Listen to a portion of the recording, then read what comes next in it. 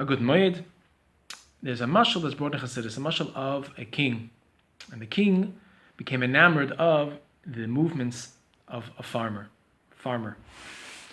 That a farmer, he takes his hoe and he hoes the ground, and he takes his bag of seed and he spreads the seeds. All the movements, whatever a farmer does, the king went on a trip, he saw the farmers farming, and he became enamored of it. He loved to watch them. But what can he do? He can't spend all day in the field. So he sent for a farmer and said, I have a proposition for you. I'll pay you much, much more than you can earn in your field. Come to my palace and do the movements of farming. Do your farming in front of me for my pleasure. And so the farmer, of course, agreed. It's a big income for him. And he went and he started doing the movements of a farmer, not in his field, but in the king's palace. And after a short time, he comes to the king and says, I want to renege on the deal. I want to back out. The king said, why? You weren't paid? What's the problem? So the farmer says, here I'm just doing movements for nothing. It's driving me crazy. I'm doing movements for nothing. In the field, I hoe because I have to open up the ground, and in the ground I put the seeds, and the seeds are going to grow. I see what's going to happen. There's going to be results. Here, there's no results for what I'm doing. It's that's the mashal brought in Chassidus. Take a look at this mashal. What's going on? First, let's explain in the Nekuda of Chassidus. Chassidus says that avoid in the sadeh, avoid in the field. This is avoid seberurim. What's avoid seberurim? That you do a mitzvah with an object, a physical object, and the spark of holiness that gives life to that object is refined and elevated through the fact that you used it for a mitzvah, and then it becomes a prize, so to speak, a pras for your neshama. The Tzemach Tzedek explains in our Torah that this almanash lekabel pras. It says, don't serve the master in order to receive a reward. What's the reward? The word is pras, prize. That pras, he says, is from lashon prusa, a piece, like a slice. This is the Tzemach Tzedek. This is the spark of kedusha in the object that the person did the mitzvah with, which the neshama now gets as a prize. The spark of the kedusha. So the farmer in our mashal, he wanted to be doing avodas berurim because that's his pleasure. His pleasure is to see the results and obtain the results. When he was in front of the king, he didn't have that. So it was like doing empty motions. How much can a person do empty motions?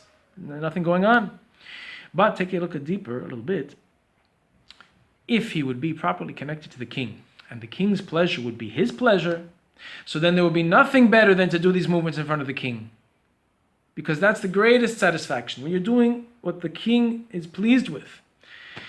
And the mashal is saying that this farmer didn't have that bittul to the king, wasn't connected to the king properly. So why am I bringing this mashal? Because now there's a time, especially Pesach, it came up very much. But in general, people are at home. We're not davening with minyanim, we're davening alone.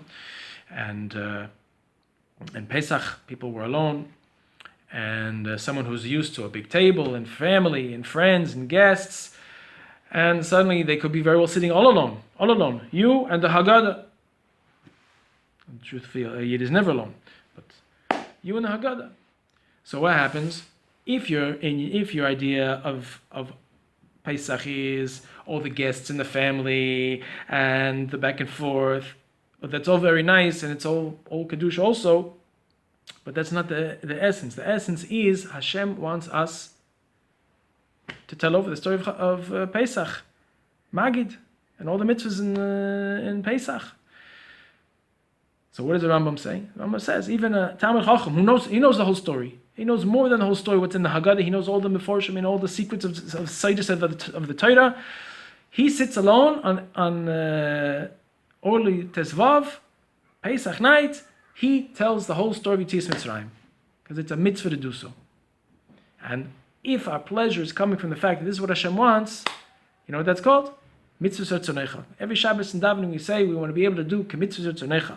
Here now we have a chance in many of us, in many of our situations, to do Mitzvah Tzornecha. You stand in 770 with 500 other people and singing Hallel with all the nigunim and all together. It's such a lift, and how much more so when singing the Rebbe, giving a idud, an emphasis. So why can't you do it at home also? Why can't you sing Hallel with the same enthusiasm when you know the Hallel is praising Hashem for the miracles that He's done for us? I'm not saying that you didn't. But I'm saying, why can't we? And we should. Because now, in these moments before Geula, we have an opportunity to show Hashem that yes, we're not like the farmer in the mashal who said, send me back to the field. The Rebbe has told us that Avodas Berurim is finished. So what are we doing? We're only doing mitzvahs now, not to fix the world anymore, because the fixing of the world through mitzvahs is done. The Rebbe said Berurim is done. So why are we doing mitzvahs? Because this is Ratzon Hashem. A mitzvah is Ratzon Hashem. And therefore, today, when we do our mitzvahs, it's not to mevar the world anymore, because the Rebbe said enough has been done. It's for the sake of doing what Hashem wants. Hashem is the king. And this is the best hachana and pe'ula, which brings about the revelation of Hashem's kingship on earth through Melech HaMashiach. The King Mashiach is a king, a physical king in our world. And how do we speed this up? By showing that we are holding on the level of pleasing the King.